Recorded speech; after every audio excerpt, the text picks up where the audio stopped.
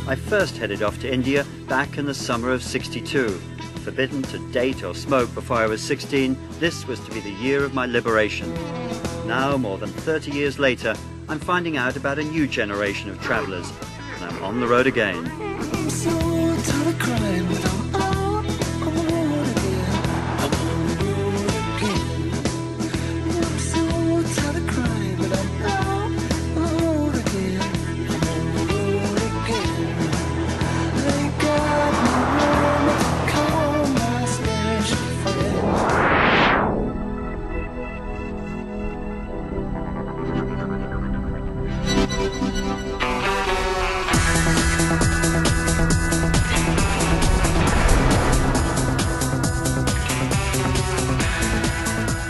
What a wild country. I'm 9,300 miles along the road east, flying over the burning desert sands of Baluchistan and dreaming of a Pakistani curry.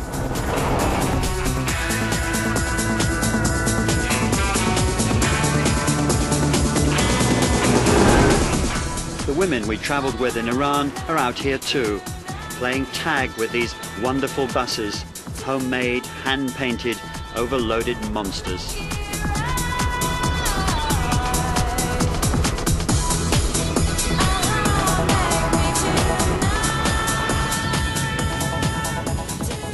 We're feeling like seasoned travellers now. Who cares anymore what we look like or what we do? Except it's still girls to one side, boys to the other. Get that camera off! I've got to stand up! Getting the knickers out this one.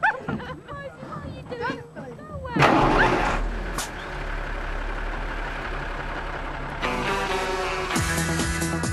Riding in the back of a crowded truck all the way to India is not my idea of fun. But for most people, women especially, it's probably the only practical and safe way of getting there. I suppose it has its moments, though.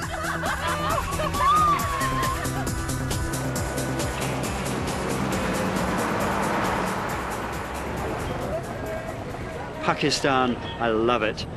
This is the real frontier, the streets full of Afghan refugees and tribesmen. After nearly 1,000 miles of rough desert travel, it's also a good place for a service. Anne and her co-driver Lindsay are up against the same kind of prejudice they faced in Iran. A woman's place is certainly not in the garage. You realise, Anne, of course, you're creating a major cultural stir. Okay, it's all right, done, finished. Beautiful, riveted on. She told me. Maybe you should find a mechanic wife.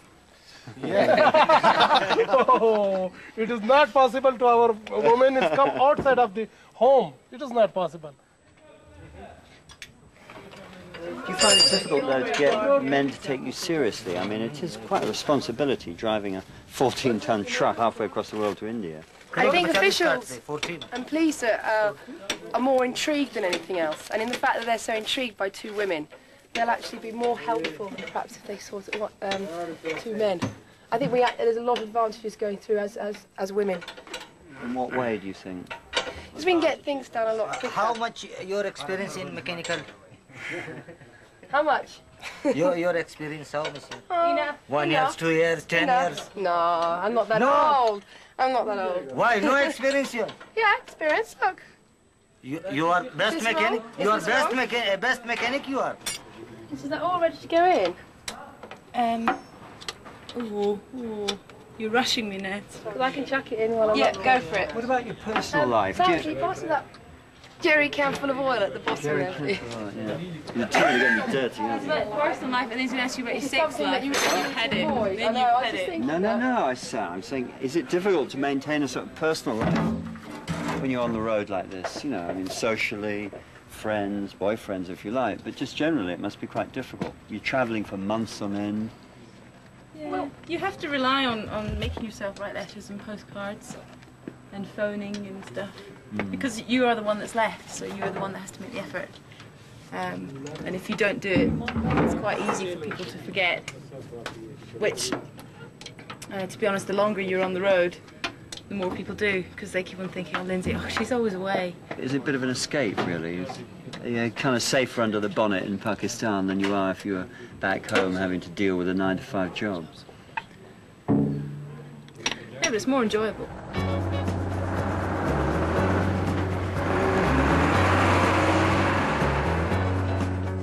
We're close to the border with Afghanistan here, and the police have warned us not to camp in the open. Everybody's ended up on the manicured lawns of a hotel in the desert city of Quetta. You can never have too many pedalnickers, that's what I say. One-way ticket to ecstasy. So does Romance on the Road, does it have a special quality to it? I don't think it's made this trip particularly more enjoyable. I know I would have had a wonderful time anyway. But let's face it, I mean, the whole idea of meeting somebody wonderful on the road to India and having a romance in the Syrian desert. I know when I was in Wadi Rum and it was like desert and there was me and the stars, it was incredibly romantic. And that was before anything had happened between Jonathan and I. Asleep. And Jonathan was asleep. and it was for me, it was a sensual experience just for me. The romance of it was there. We're good friends, and that's what we enjoy. We enjoy going up Mount Sinai together, going down the Nile together. And it's hard to say break it down to what we feel because we're romantically attached, and what we'd feel if we were just good friends doing it. Is this a relationship that only works in the context of this journey? I mean, when you, 6 days' time, you get to Islamabad and you get off the truck, is that it? Well, we've made separate plans. Like Faith is going down south to be with her friends and build her shack on the roof. And I'm going trekking in Nepal and meeting my sister. And I think we're fortunate because we both are happy to let it go on the 1st of November and go, okay, it was great and we're good friends and we will keep in touch because Jonathan's got the black and white pictures that he's got to develop, so he can't just disappear. But the truck can. It's the last time we'll see them. They're heading straight for India.